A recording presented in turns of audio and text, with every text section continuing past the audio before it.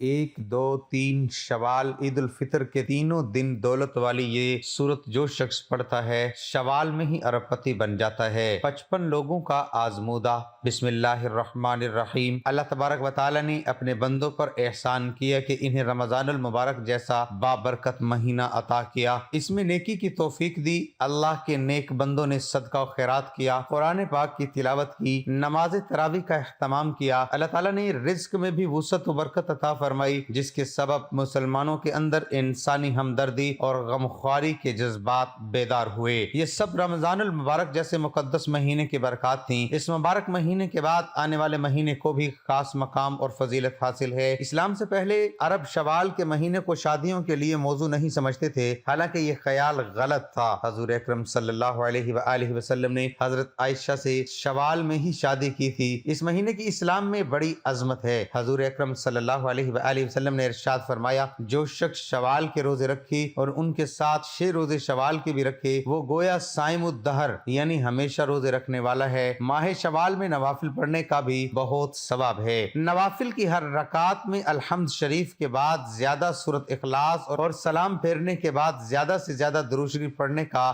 بے حساب ثواب ہے۔ اگر رمضان المبارک کے کوئی روزے خدا نخواستہ رہ جائیں تو یہ روزے قضا ادا کرنے کے بعد ہی شوال کے 6 مسنون روزے رکھے جائیں۔ نبی کریم صلی اللہ علیہ وآلہ وسلم کا ارشاد ہے کہ شوال کی پہلی رات فرشتے نازل ہو کر آواز دیتے ہیں کہ اے اللہ تعالیٰ کے بندو، تمہیں خوشخبری ہو کہ اللہ تعالیٰ نے تمہیں اس لیے بخش دیا کہ تم نے رمضان کے روزے رکھے۔ جب رمضان ختم ہوتا اور یکم شوال ہوتا تو روزہ عید نبی اکرم صلی اللہ علیہ وآلہ وسلم غسل فرماتے اور صاف اور اجلا لباس زیب تن فرماتے۔ عیدگاہ روانگی سے قبل چند کھجوریں تناول فرماتے جن کی تعداد طاق ہوتی۔ آپ صلی اللہ علیہ وآلہ وسلم عیدگاہ تک پیدل تشریف لے جاتے۔ عیدگاہ جس راستے سے تشریف لے جاتے واپسی پر راستہ تبدیل فرماتے۔ عیدوں پر کثرت سے تکبیروں کا حکم فرماتے، راستے میں چلتے وقت آہستہ تکبیر فرماتے۔ حضور اکرم صلی اللہ علیہ وآلہ وسلم مسجد نبوی کے باہر میدان میں تشریف لے آتے جو عیدگاہ تھی۔ نبی اکرم صلی اللہ علیہ وآلہ وسلم نماز عید الفطر سے قبل فطرانے کی رقم ادا کرنے کا حکم صادر فرماتے۔ ناظرین، ماہ رمضان کی ان تاریخوں کے اندر جس گھر میں بھی یہ ایک سورت پڑھی جاتی ہے،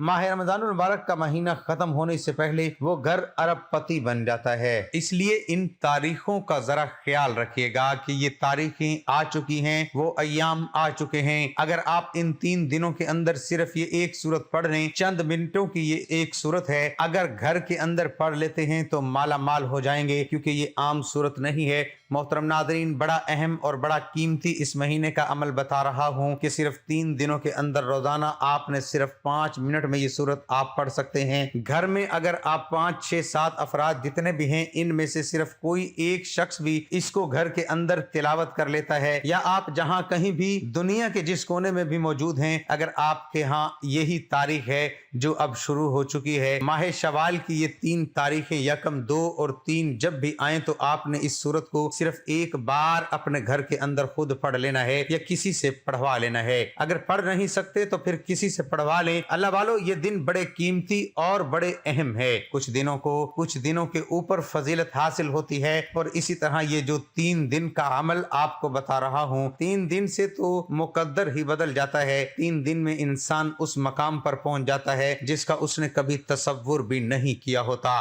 اس لیے یہ وقت ضائع نہ کیجیے گا۔ یہ دن اگر ہاتھ سے نکل گئے تو سوائے پچھتاوے کی اور کچھ نہیں ملتا۔ پچھلے سال جن لوگوں نے اس عمل کو نہیں کیا تھا وہ پھر بعد میں بہت زیادہ پچھتائے۔ اس لیے میں آپ کو یہ بات پہلے واضح کر رہا ہوں کہ اگر آپ یہ سورت پڑھ لیتے ہیں، کیونکہ یہ سورت بڑی اہم ہے اور بڑی بہترین ہے۔ اس سورت کے بارے میں تو خود رسول اللہ صلی اللہ علیہ وآلہ وسلم کے چچا حضرت عباس رضی اللہ تعالی عنہ نے اس ایک شخص سے فرمایا، کیا میں تم کو ایسی حدیث تحفے میں نہ دوں جس سے تم خوش ہو جاؤ؟ یعنی کہ انہوں نے یہ بات رسول اللہ صلی اللہ علیہ وآلہ وسلم سے سنی تھی اور پھر آگے اس شخص کو سکھائی، اور ساتھ یہ بھی فرمایا کہ یہ اپنے گھر والوں کے سارے بچوں کو اور پڑوسیوں کو بھی سکھا دو۔ اللہ والو، یہ وہ صورت ہے، یہ وہ دعا ہے، یہ وہ عمل ہے جو رسول اللہ صلی اللہ علیہ وآلہ وسلم نے بتایا تھا کہ اس کو خود بھی پڑھو، اپنی اولاد کو پڑھاؤ۔ اگر آپ گھر والے تمام افراد اس کو پڑھنا چاہتے ہیں تو سب گھر والے بھی پڑھ سکتے सकते हैं, वरना कम से कम पूरे घर में से कोई एक बंदा तो इस सूरत को लाजमी तौर पर पढ़ ले। आप दुनिया के किसी भी कोने में हैं, घर में नहीं हैं, किसी हॉस्टल में इस वक्त मौजूद हैं, तो अपने घर में फोन कर दें कि ये सूरत पढ़ लें। अगर घर में कोई भी नहीं पढ़ने वाला तो आप दुनिया के जिस कोने में भी हैं वहीं बैठकर अपने घर का तसव्वुर करके भी इस सूरत को पढ़ सकते हैं। नाज़रीन, जिस तरह हम यहाँ से फोन पे दम करें तो अल्लाह शिफा अता फरमा देता है, हम यहाँ बैठकर किसी का हसार कर लेते हैं, इसी तरह आप जिस जगह पे मौजूद हैं अपने घर का तसव्वुर करके इस सूरत को इन 3 दिनों में लाजमी तौर पर पढ़ लें। कुरान मजीद अल्लाह का कलाम और रब की आखिरी आसमानी किताब है। पूरा कुरान खैर भलाई और रहमत व बरकत और शिफा का सरचश्मा है। इस पर ईमान लाना, तिलावत करना, आयात में तदब्बुर करना, अमल करना, शिफा के लिए कुरानी आयात पढ़कर दम करना और पूरी जिंदगी इसके मुताबिक गुजारना, ये कुरान का हक है। अलबत्ता रसूल अकरम सल्लल्लाहु अलैहि वसल्लम ने कुछ सूरतों और आयतों की खुसूसी फजीलत बयान फरमाई है। इन्हीं में से एक सूरत मुल्क भी है। प्यारे नबी सल्लल्लाहु अलैहि वसल्लम इस सूरत मुबारक की तिलावत किए बगैर नहीं सोते थे। जाबिर रजी अल्लाह अन्हु से रिवायत है कि नबी अकरम सल्लल्लाहु अलैहि वसल्लम जब तक अलिफ लाम मीम तंजील और तबारकल्लज़ी बियदिहिल मुल्क पढ़ न लेते सोते न थे। ये सूरत मुबारक अपने साथी के लिए शिफात करेगी, यहाँ तक कि उसको माफ कर दिया जाएगा। नबी रहमत सल्लल्लाहु अलैहि वसल्लम ने इरशाद फरमाया, कुरान में एक सूरत है जिसमें 30 आयतें हैं, वो अपने पढ़ने वाले के लिए अल्लाह ताला से सिफारिश करेगी हत्ता कि उसकी मग़फ़िरत कर दी जाएगी, और वो सूरत तबारकल्लज़ी बियदिहिल मुल्क है। सूरत को सोने से पहले पढ़ने की तलकीन है, क्योंकि नींद मौत की तरह है, बल्कि अल्लाह के रसूल सल्लल्लाहु अलैहि वसल्लम ने सोने की दुआ में नींद को मौत करार दिया है, और नबी अकरम सल्लल्लाहु अलैहि वसल्लम का उसे सोने के वक्त पढ़ने के लिए इंतखाब करने की वजह आखिरत में उसके खसूसी फ़वाइद हैं। जैसा कि दूसरी और तीसरी फजीलत वाज़े है कि ये सूरत अज़ाब कब्र से हिफाजत का ज़रिया है और आखिरत में मजबूत शिफात की शक्ल में निजात का सबब बनेगी।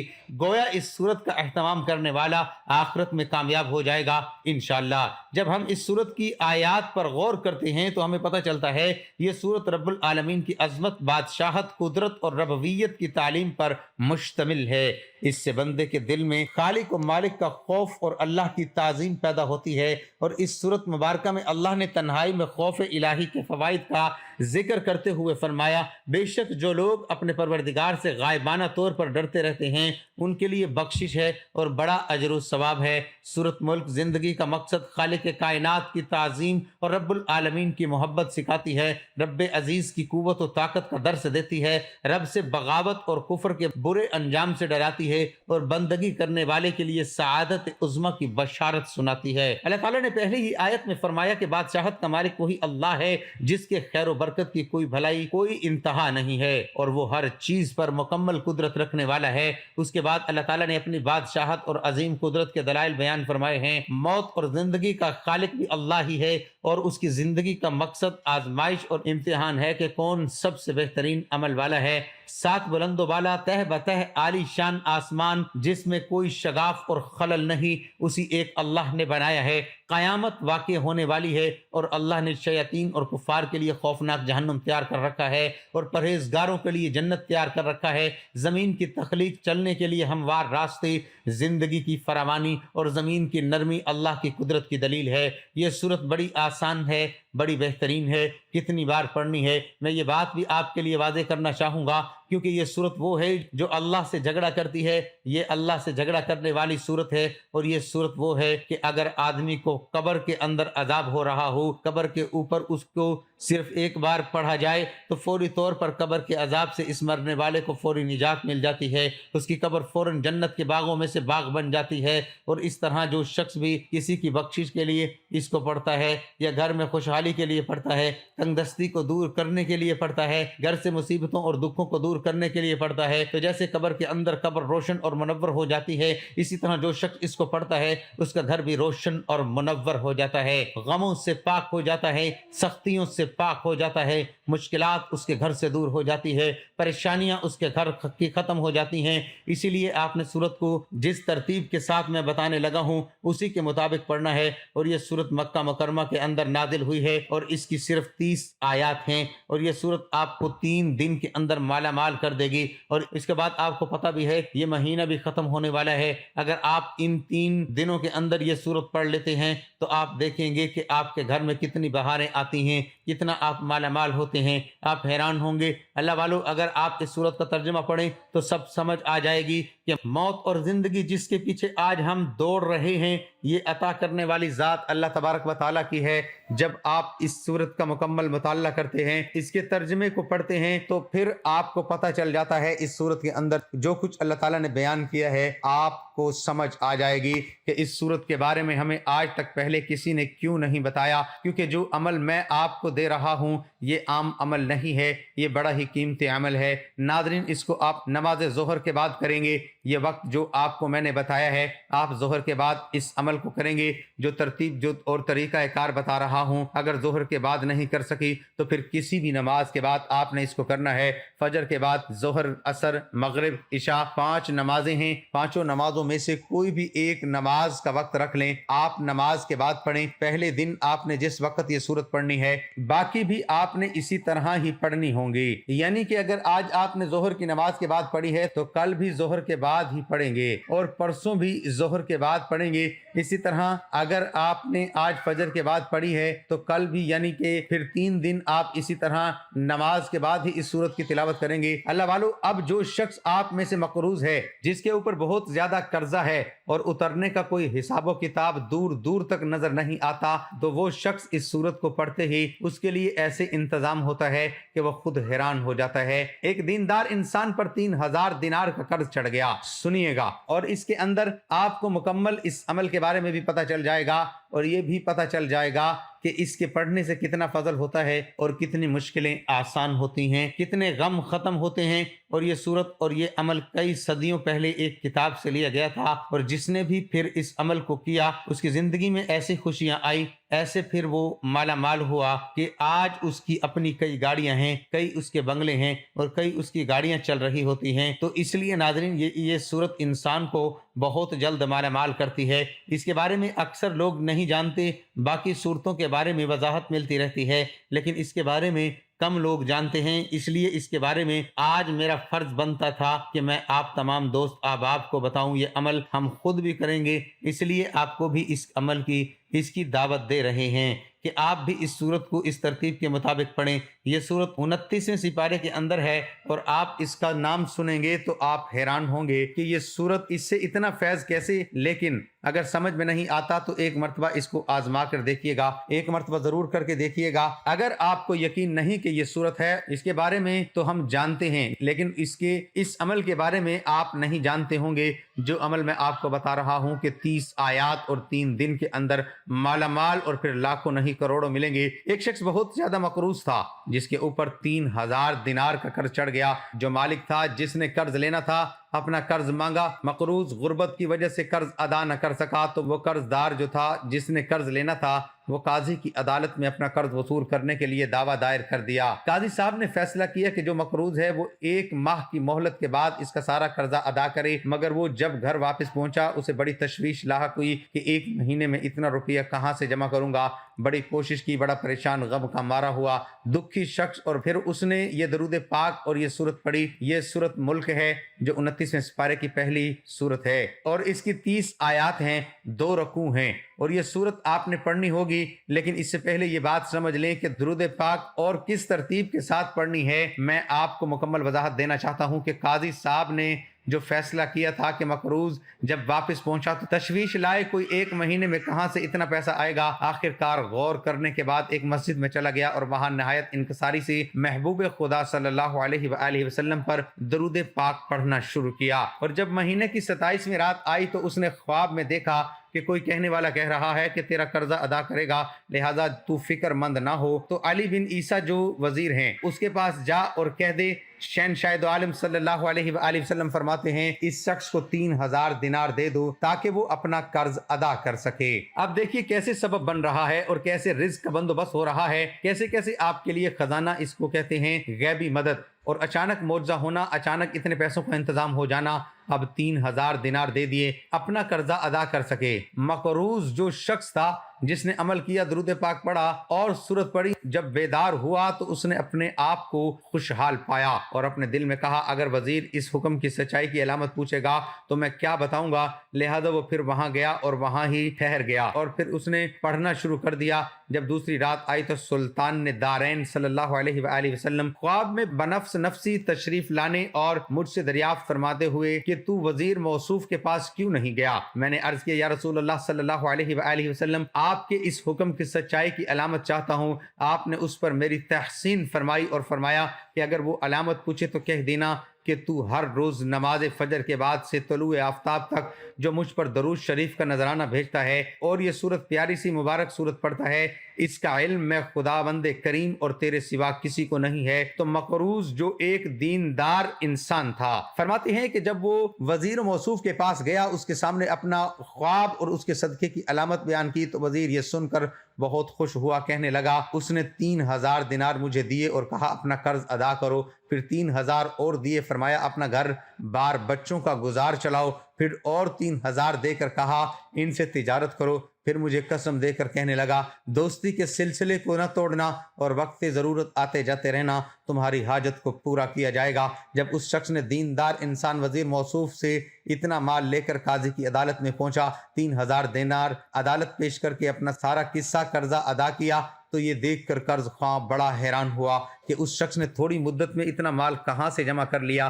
مقروض فرماتے ہیں کہ میں نے اس وقت اپنا سارا واقعہ اس کو بیان کیا تو اس کا یہ اثر ہوا کہ قاضی نے کہا وزیر ہی یہ ساری بزرگی کیوں حاصل کرے، میں خود ہی تیرا قرضہ ادا کرتا ہوں۔ تو قرض خواہ کہنے لگا کہ صرف تم دونوں ہی بزرگی کیوں حاصل کرو گے، میں نے بھی اپنا قرض اس کو معاف کر دیا۔ قاضی صاحب نے کہا اے شخص، اگرچہ صاحب دین نے تیرا قرضہ معاف کر دیا مگر میں نے جو 3000 دینار محبوب صلی اللہ علیہ وآلہ وسلم کی خوشنودی میں دیے ہیں وہ واپس نہیں لوں گا۔ اب وہ نیک اور دیندار انسان یہ تمام مال و دولت لے کر اپنے گھر پہنچا اور اللہ کی نعمتوں کا شکر ادا کرنے لگا۔ یہ ہے وہ عمل اور یہ ہے وہ قسمت کا سکندر شخص جو اس عمل کو کرے گا اور پھر اپنی قسمت پر رشک کرے گا اور اس کو اپنی قسمت پر فخر ہوگا اور اس کو پھر اس کلام پر فخر ہوگا کہ جس نے اس عمل کو کیا پھر ساری زندگی اتنا رزق ملا، اتنی مدد ملی، پتہ بھی نہیں چل رہا کہ کون شخص کس وقت آ کر خدمت کر جاتا ہے، اس قدر اس عمل کے اندر تاثیر اور طاقت رکھی گئی ہے۔ اب سب سے پہلے آپ کو میں یہ بات واضح کرتا چلوں کہ اس عمل کے شروع میں آپ نے درود پاک پڑھنا ہے، آخر میں بھی آپ نے درود پاک پڑھنا ہے، کیونکہ درود پاک سے ہی وظیفے کی فضیلت اور برکت بڑھ جاتی ہے۔ درود پاک جس کو اللہ تبارک و تعالی نے بھی اپنا وظیفہ بتایا ہے اور اس لیے درود پاک کے بارے میں آپ کو پتہ ہی ہے، ہر شخص اس بارے میں جانتا ہے کہ اللہ تبارک و تعالی نے قرآن مجید کے اندر درود پاک کے حوالے سے بتایا ہے کہ اللہ اور اس کے فرشتے درود پاک پڑھتے ہیں اور ایمان والوں کو بھی حکم ہے وہ بھی حضور کی ذات پر درود پاک پڑھیں کہ رب خود بھی درود پاک پڑھتا ہے اور اہل ایمان کو بھی درود پاک پڑھنے کا حکم بھی دے رہا ہے۔ تو پھر آپ اندازہ لگائیے کہ یہ کتنا پیارا اور مجرب ترین درود پاک ہے۔ اس لیے آپ کو میں یہ بات واضح کرتا چلوں، اگر کسی بھی قسم کا کوئی مسئلہ ہوگا تو اس عمل کے ذریعے وہ خود بخود حل ہو جاتا ہے، قرضے کی ادائیگی کا غیب سے انتظام ہو جاتا ہے اور آپ کو پتہ بھی نہیں چلتا کہ کہاں سے انتظام ہو رہا ہے۔ اس لیے آپ نے 100 مرتبہ یہ درود پاک پڑھنا ہے جو میں آپ کو بتا رہا ہوں۔ بڑا مختصر سا بڑا آسان سا درود پاک ہے، مرحبا یا رسول اللہ حق، یہ درود پاک ہے۔ دیکھیے کتنا آسان ہے، بالکل مختصر سا، کوئی وقت بھی نہیں لگنے والا۔